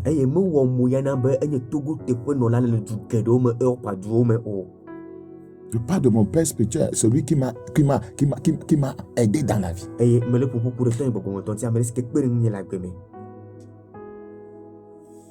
Il était excellent, un chrétien excellent. Il était consul. Il ne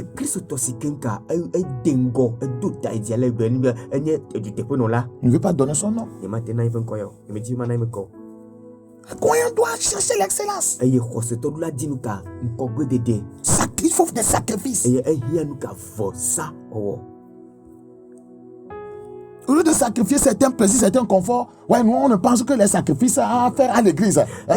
Nous tous c'est argent quoi. Je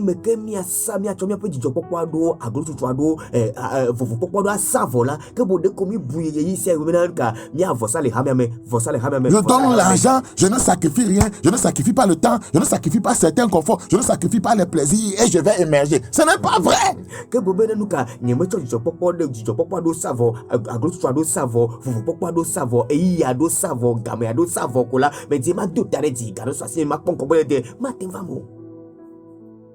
Matthieu 16, 24.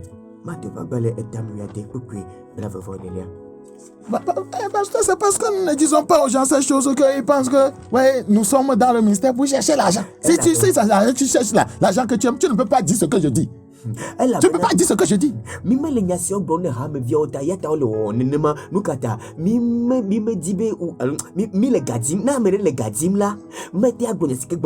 C'est parce que nous ne disons pas ces choses que les gens pensent que nous sommes là pour l'argent.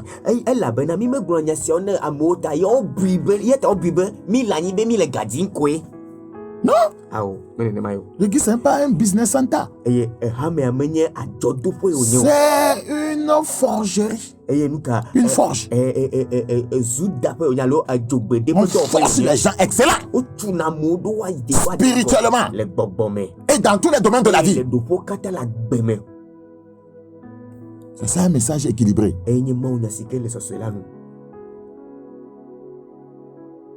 On te force, tu vis dans la sainteté, la pureté totale. Et tu émerges aussi dans la société. Matthieu 16, 24. Alors Jésus dit à ses disciples, si quelqu'un veut venir après moi, qui renonce à lui-même, qui se charge de sa croix et qui me suive, tu dois faire certains sacrifices.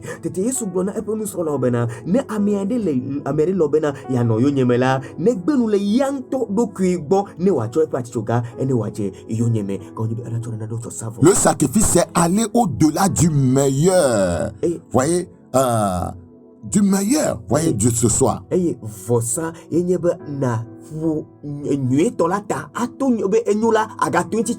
Ou se surpasser pour accomplir une tâche donnée.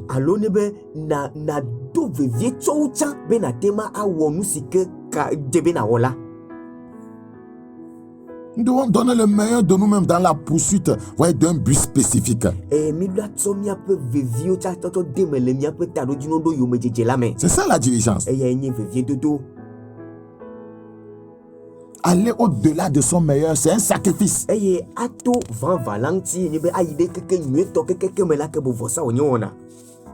Aller au-delà de ce qu'on peut faire, c'est un sacrifice. Il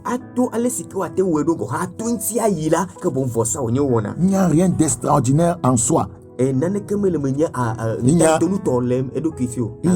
rien d'extraordinaire en soi. C'est la disponibilité et l'investissement de l'homme qui rend les choses extraordinaires. Je reprends. Il n'y a rien d'extraordinaire en soi. C'est la disponibilité et l'investissement de l'homme qui rend les choses extraordinaires.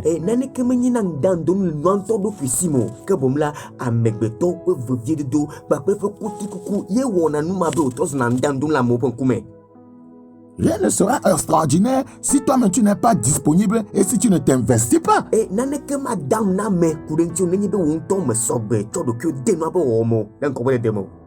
Donc, vous voyez que, oh, un homme de Dieu, il fait des choses extraordinaires, des miracles extraordinaires. Va voir qu'est-ce qu'il sacrifie.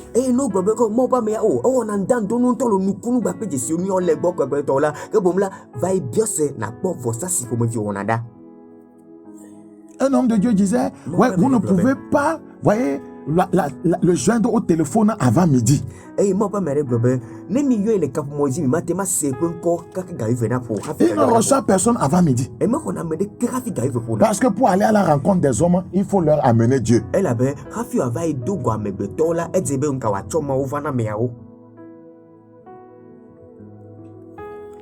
C'est comme ça. Il sacrifie le temps. Quotidiennement. Quotidiennement. Il dit quotidiennement. Sa rencontre avec Dieu doit durer 15 à 8 heures de temps.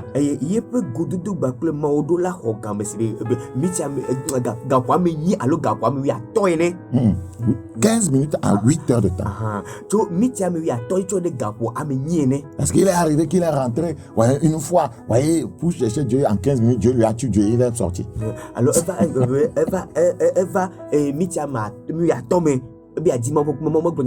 Dieu lui a dit tout quoi.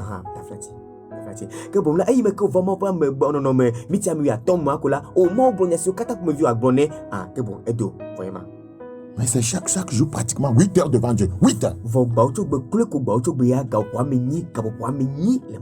Mais quand la personne apparaît, c'est compréhensible qu'on ne voit que Dieu. Parce que si tu es dans la présence de quelqu'un qui, s'est parfumé, même si toi tu n'as pas mis le parfum, quand tu sors là, on sent le parfum sur toi.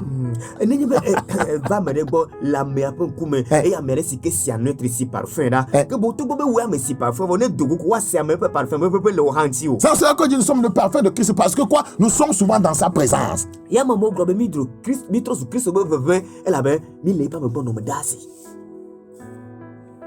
Nous voulons des raccourcis. Medina mo kwekwe tocho. Et les charlatans qui portent les habits de pasteur vont vous donner les raccourcis. Eh bokono si o do pastor pa wula wa chomo kwiafiami.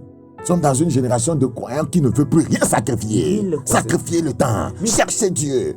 Mais le concept de dizime ade me si comme tibi achona ne ko cho savo, game cho savo e cho savo le mo ya no mapo mo. Les gens ne cherchent que ce que Dieu donne. Eux-mêmes ne veulent pas se livrer à Dieu en sacrifice vivant. Là, on dit que Dieu guérit. Dieu fait ceci. Les gens courent.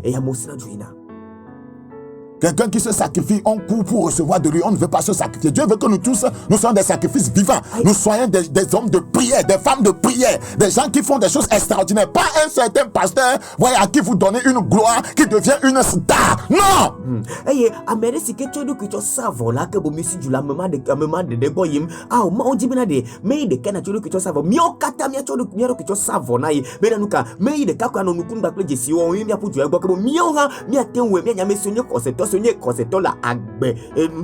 Parce que Dieu veut prendre des territoires. Il veut régner dans ta famille, renverser les principautés là-bas. Il veut régner dans ton village, renverser les principautés là-bas. Ce sera au travers de toi. Ton pasteur ne peut pas être partout à la fois.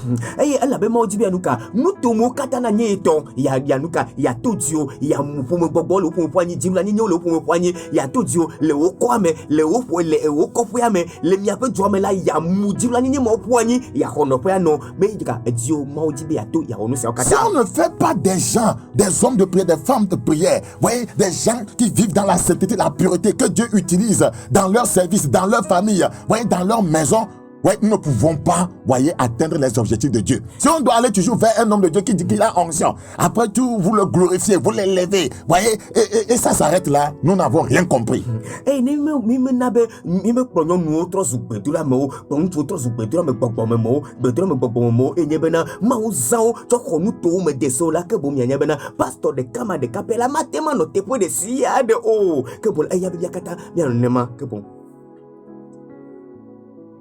Le Seigneur doit nous aider. Le Seigneur doit nous aider. C'est comment on ne comprend pas. C'est comment on va à l'église, on prie, je reçois, je retourne. On ne sait pas que Dieu t'a choisi. Ouais, tu ne sais pas que Dieu t'a choisi dans ta famille pour que tu domines là-bas. Tu domines spirituellement là-bas. Et qu'au travers de toi, des gens viennent à lui. Elle est comme des communes à Hameme, Mohueko Trojo, Mohonusia Trojo, et Minyabe Jimekemi Huela, Mole Jimbe Nanya Messike, le Opoemela Nana, Uayanabe Nanya Messike Boagbo, le poème le Bobo, Duno Katazi, à Teflo, Ovanaïle, il est beau, Mimenia. Nous devons, voyez, nous familiariser avec certains fondamentaux du sacrifice. Et midula de ka pour me rappeler vossa de vossa magluma dade midula we kudu. C'est-à-dire que comme nous devons nous familiariser avec certains fondamentaux du sacrifice. Midula de pour me rappeler nous ka vossa gomodo kwia do. Le sacrifice, voyez, est un choix. Le sacrifice n'est pas un don, mais un choix. C'est le choix du sage. Dieu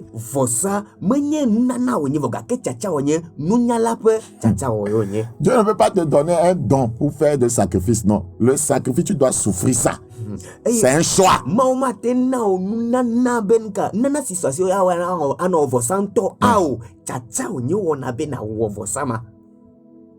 Le sacrifice commande des récompenses et des bienfaits. Commande. Le sacrifice commande des récompenses et des bienfaits. Écoutez, les bienfaits du sacrifice dépassent toujours leur coût.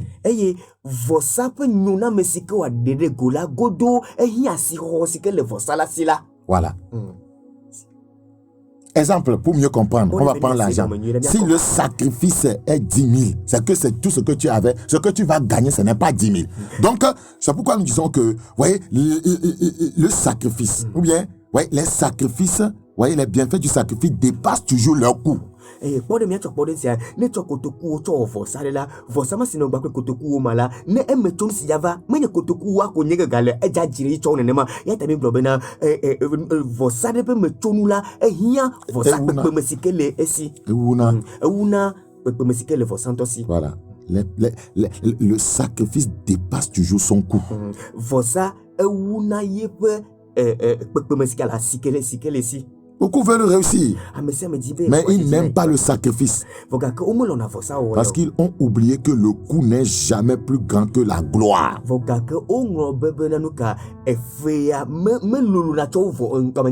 Voilà. Nti koko ke ava ela wo fekelehe.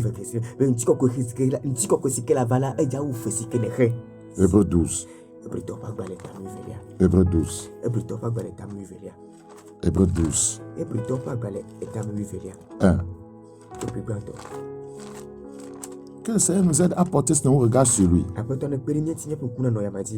Nous donc aussi, puisque nous sommes environnés d'une si grande nuée de témoins, rejetons tout fardeau et le péché qui nous enveloppe si facilement et courons avec persévérance dans la carrière qui nous est ouverte. Un les regards sur Jésus, le chef et le consommateur de la foi, qui en vue de la joie qui lui était réservée, a souffert la croix. Verset 2. Méprisé l'ignominie et s'est assis à la droite du trône de Dieu. Il a souffert la croix. Il a souffert ça. Il a méprisé l'ignominie.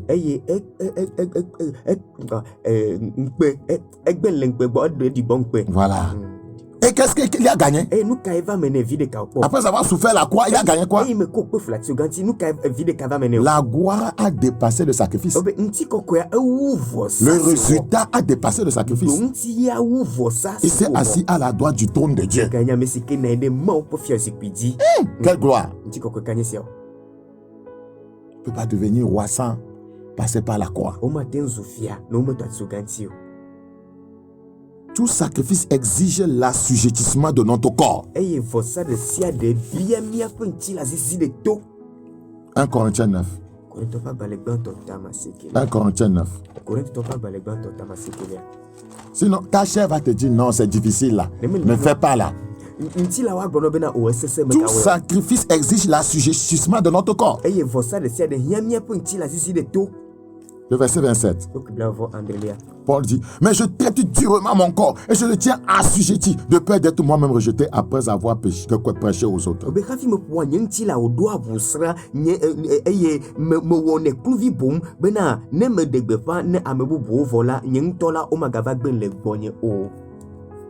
Tout sacrifice exige l'assujettissement de notre corps. C'est très important. 1 Corinthiens 15, 31. Il dit, chaque jour je suis exposé à la mort. Je l'atteste, frère, par la gloire dont vous êtes pour moi, le sujet en Jésus-Christ notre Seigneur.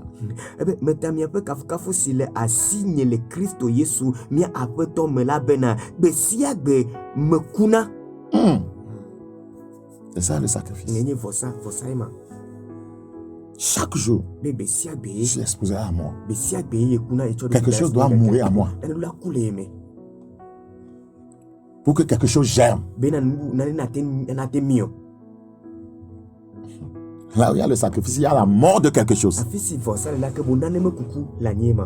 Pour mieux comprendre, on prend l'argent. On dit que tu as fait sacrifice d'argent. C'est-à-dire que tes 20 000, tes 100 000 sont morts. Ce n'est plus pour toi. Galates 2, 20. Galates 2, 20. Galates 2, 20. J'ai été crucifié avec Christ. Et si je vis, ce n'est plus moi qui vis. C'est Christ qui vit en moi. Je vis maintenant dans la chair. Je vis dans la foi au Fils de Dieu qui m'a aimé et qui s'est livré lui-même pour moi.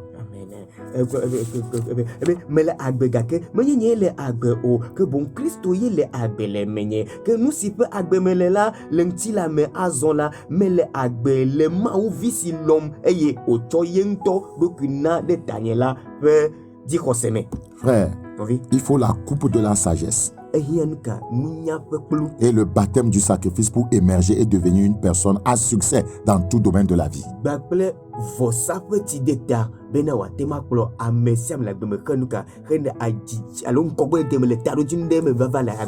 Alors on dit que pour émerger, il faut travailler.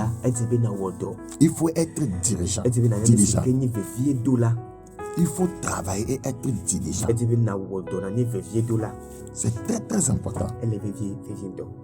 Il faut rechercher l'excellence. ete be na di nu ka nu be nu ntɔ nkɔbɔ Il faut payer le prix du sacrifice. ete be na he vɔsa ƒe fe.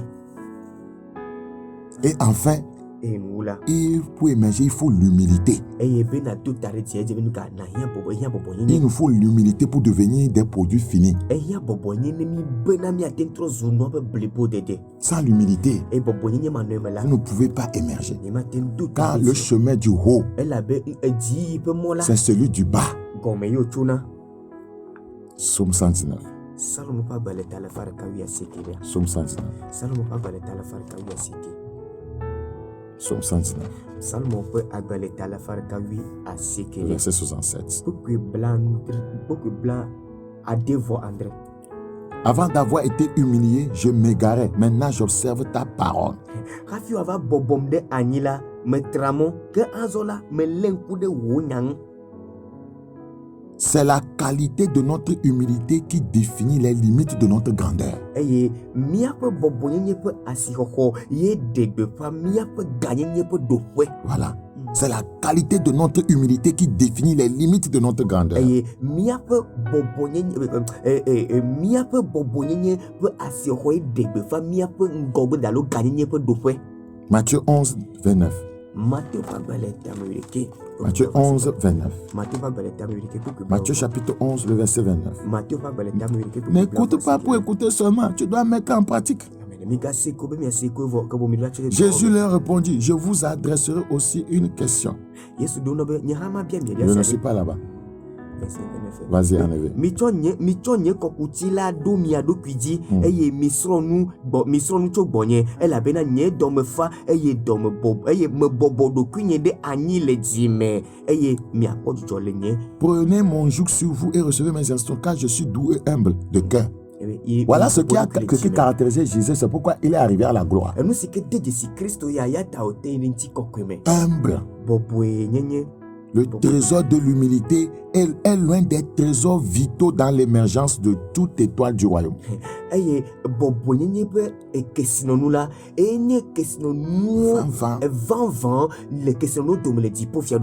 Pour émerger. Le trésor de l'humilité est l'un des trésors vitaux dans l'émergence de toute étoile du royaume.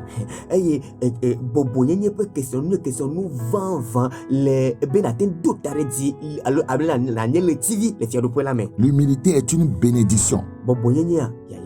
L'orgueil, par contre, est une malédiction. La Bible dit, l'avant-dernier passage biblique, Jacques 4. Jacques chapitre 4, le verset 6. Il accorde au contraire une grâce plus excellente. C'est pourquoi l'Écriture dit, Dieu résiste aux orgueilleux, mais il fait grâce aux humbles.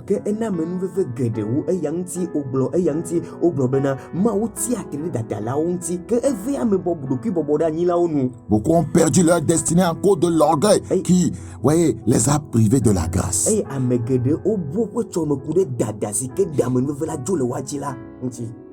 Le prix de la grandeur, c'est la responsabilité.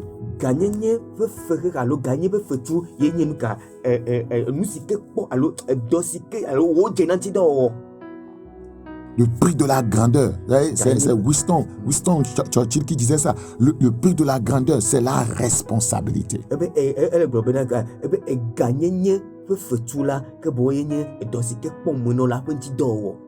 Vous savez, votre attitude détermine votre altitude.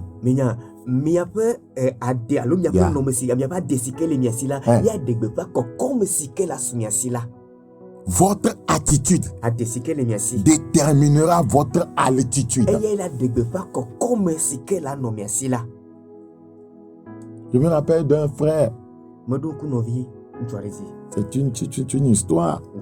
Son pasteur l'a aidé dans ses affaires. Il priait avec lui puisqu'il luttait et on l'a aidé. Dieu lui a ouvert la porte. Et il ne venait plus à l'église. Il a construit une belle maison. Sa vie a changé. Il est devenu riche. Et le pasteur l'a visité. Il a dit, mais on ne te voit plus à l'église. Quel est le problème? Depuis que Dieu t'a ouvert la porte, maintenant tu es à l'aise, on ne te voit pas. Il dit, pasteur, Ce sont des affaires. D'ailleurs, un homme de mon calibre là ne peut pas venir dans cette église-là. Ouais, l'église là n'est pas adaptée à moi. Regarde, ça ressemble à la pauvreté totale.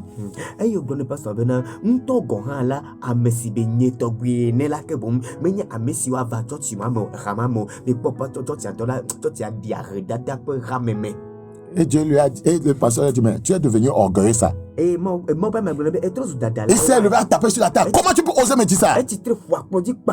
Sors de chez moi. La sœur a dit que je sors de toi, de chez toi. Il dit, sors de chez moi. Et le pasteur lui a dit, c'est Dieu qui élève et c'est Dieu qui rabaisse. Il dit, personne ne me rabaissera. Le pasteur est parti. Ouais. La dernière fois, quand on va apprendre la nouvelle du frère, c'est que son propriétaire de maison lui réclamait le loyer et il se querellait. Où sont ces maisons? Où sont ces voitures?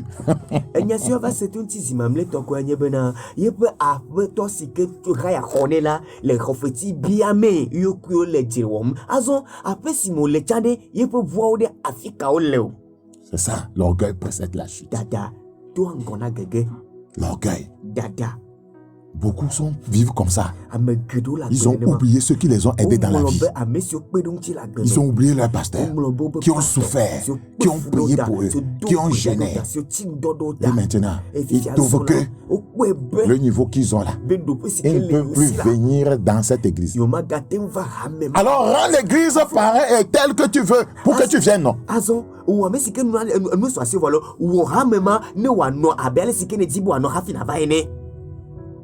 La Bible dit dans 1 Pierre 5, le verset 10. 1 Pierre 5, 10. Le Dieu de grâce qui vous a appelé en Jésus-Christ à sa gloire éternelle, après que vous aurez souffert un peu de temps. Les gens ne veulent pas ça. Si vous voulez devenir un produit fini, vous allez passer par ça. Vous perfectionnera lui-même. Vous affermira, vous fortifiera, vous rendra inébranlable. Amen. Que amen veut kata pe maou amesi yomi aimesi yomi va efenti kokwe mavola bo le Christo Yesu mela nto awomi amesi o pe fuvia de ko amometi bi akpe fuvia de ko abe pe fuvia de ko la blibo a donsemi alikemi eye wadomia ngo wadomia gome ani. À lui soit la puissance au siècle des siècles. Et tout le monde dit Amen. Et c'est la fin du discours. Père, ta parole est semée, qu'elle engendre le retour à la vérité. Merci pour cette grâce. Au nom de Jésus-Christ. Amen. Soyez bénis. C'était le frère Bakoyas, des messagers des derniers temps.